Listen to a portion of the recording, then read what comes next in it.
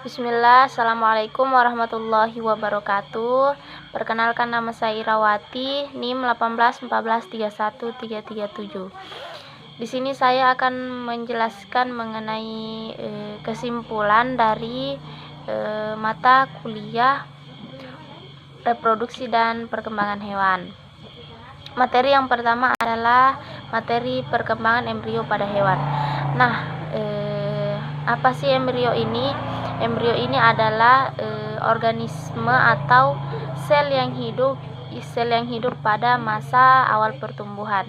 Nah, embrio ini terjadi atau terbentuk pada semua makhluk hidup, yaitu pada hewan, tumbuhan, dan manusia. Tahap perkembangan embrio di sini terbagi atas 3, yaitu fase morula, fase blastula, dan fase gastrula. Fase morula di mana keberadaan sel yang satu dengan sel yang lainnya itu sangat rapat. Kemudian fase blastula, fase ini dia memiliki cairan yang disebut dengan blastosol. Dan fase yang terakhir yaitu fase gastrula. Fase gastrula dia memiliki lapisan dinding pada tubuh embrio, memiliki rongga tubuh dan nampak pelekukan tubuh. Jadi pada fase gastrula ini dia sudah nampak adanya pelekukan dan rongga antara sel yang satu dengan sel yang lain.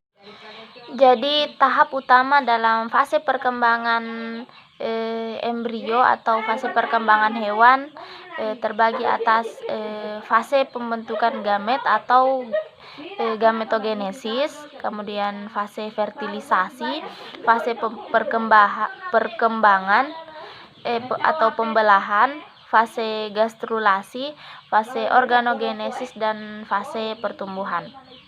Kita masuk yang pertama, yaitu fase gametogenesis. Kita masuk pada gametogenesis. Gametogenesis ini adalah proses pembentukan gamet di gonad atau sel kelamin, baik pada jantan maupun betina. Gametogenesis ini melibatkan proses meiosis dan mitosis.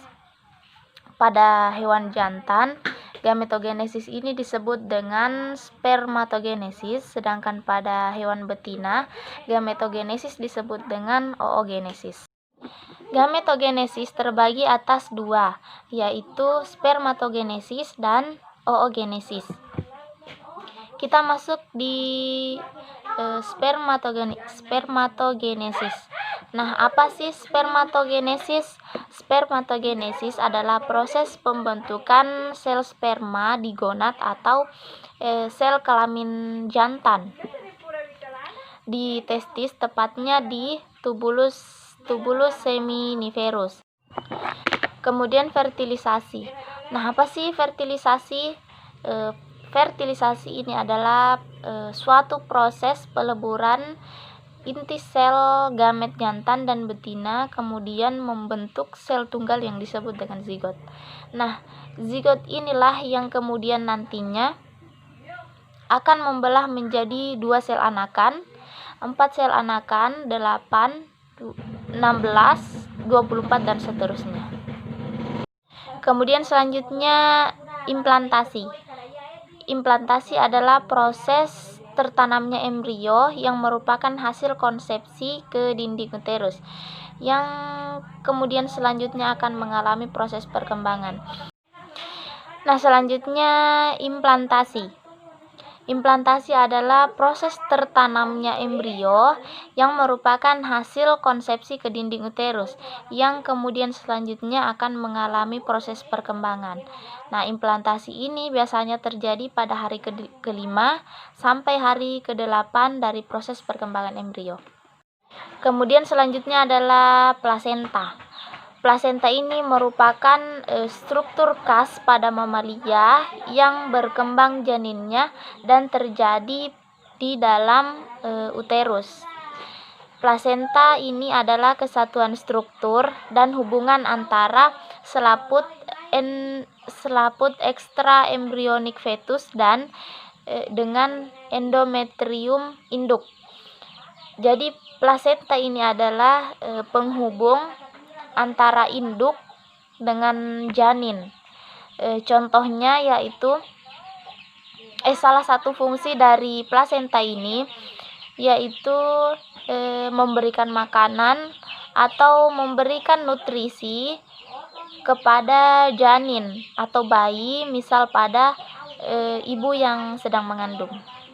Kemudian selanjutnya adalah cleavage atau pembelahan. Nah, cleavage ini adalah pembelahan zigot yang terjadi secara cepat menjadi unit-unit yang lebih kecil yang disebut dengan elastomer. Demikianlah materi penjelasan singkat dari saya. Kurang dan lebihnya mohon dimaafkan. Wassalamualaikum warahmatullahi wabarakatuh.